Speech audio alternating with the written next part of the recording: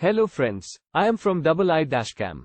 I welcome all of you to this driving lesson series.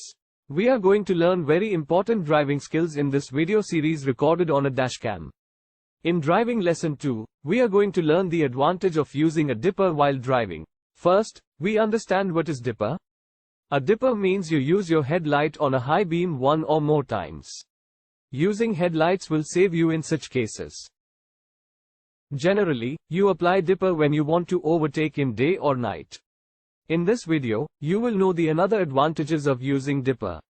When you are waiting for green signal at crossroad, as soon as signal becomes green you should start dippering so no any pedestrian or vehicle come and create obstacle. Second, when you are coming in wrong direction, you should dipping frequently so all vehicles come to know that you are coming in opposite.